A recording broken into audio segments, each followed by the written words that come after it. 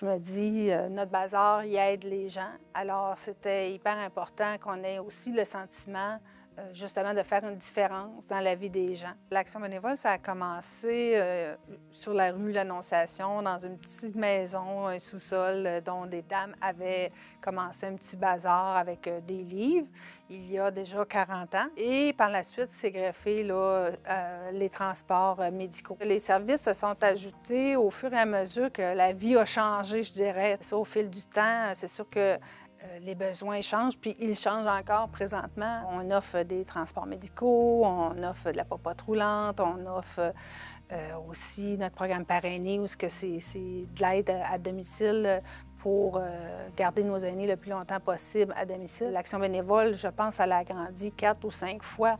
On est présentement dans un beau projet parce qu'on a acheté un deuxième bâtiment, justement, où là, nos services vont être dans ce bâtiment-là et ça va laisser toute la place au bazar. Ce que j'aime aussi, c'est que les gens, maintenant, les gens qui ont plus de besoins, bien, puis les gens qui ont peut-être plus d'argent puis qui veulent consommer mieux, mais ces gens-là, maintenant, se côtoient et il n'y a aucune différence pour eux. Fait que moi, je dis tout le temps que le bazar, en fait, c'est comme la pointe de l'iceberg. C'est ce qu'on voit.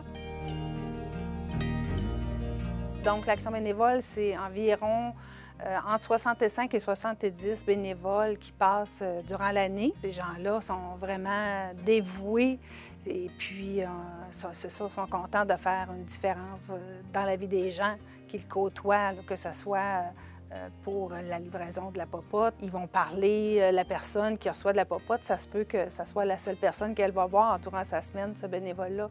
Donc, il y a des attachements qui se font. C'est pour ça que l'Action bénévole, je pense, dans son ensemble, comme je disais tout à l'heure, la partie économie sociale, elle est hyper importante pour être capable d'offrir tous ces services-là à la population et faire tout ce bien-là aussi aux personnes bénévoles. Quand il y a des problématiques sociaux, quand on voit tous les changements climatiques, bien, les premiers touchés de ces changements-là, ce sont les personnes les plus vulnérables et nos aînés. C'est sûr que ça sera un grand défi avec le comité qu'on a créé avec l'urgence qui devait fermer à Rivière-Rouge, le train de la séduction.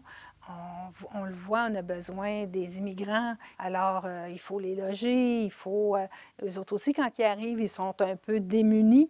Alors, il faut être capable de les orienter, il faut être capable, justement, de les aider à s'installer et bien s'installer pour qu'ils demeurent dans la région de la Vallée de la Rouge. Alors, ça aussi, c'est des grands défis. L'économie sociale dans une ville comme Rivière-Rouge, elle est super importante. Comme je vous disais tout à l'heure, les gens ils viennent ici comme ils viennent dans un autre magasin. Il y a des choses, exemple, qu'on va trouver à l'Action bénévole qu'on n'a même pas, qu'il n'y a même pas dans les autres magasins, exemple, à proximité là, de Rivière-Rouge. Donc, c'est sûr que l'économie sociale, elle est super importante pour, justement, les petites municipalités qui doivent se développer. Et l'Action bénévole, avec tous les services, et on le sait, là, c'est encore de plus en plus en demande.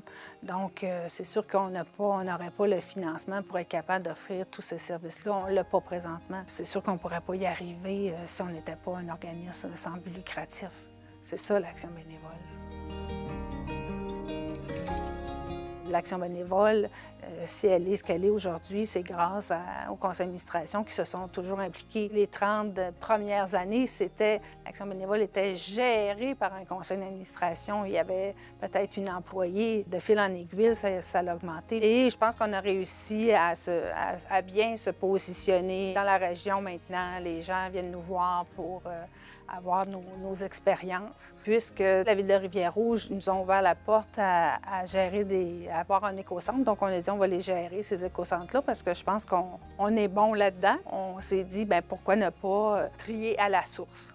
Donc, maintenant, on gère 3 écocentres. Peut-être que l'Action bénévole, éventuellement, il y aura peut-être même d'autres succursales. On sera peut-être capable d'ouvrir des magasins à Nomineng ou à l'Ascension ou à la Macasa. Donc, on ne sait pas où est-ce qu'on va aller dans le futur, mais je sais que ça va prendre toujours une plus grande place dans la région. Moi, j'ai besoin d'avoir l'impression que j'aide des gens. J'espère garder cette flamme-là longtemps. Quand on voit tous les changements climatiques, puis qu'on voit tous les problématiques sociaux, puis qu'on se rend compte qu'on n'a peut-être pas réglé le problème tout au complet, mais au moins, on a fait une petite différence. Fait que moi, ça, c'est vraiment ce qui me motive le plus.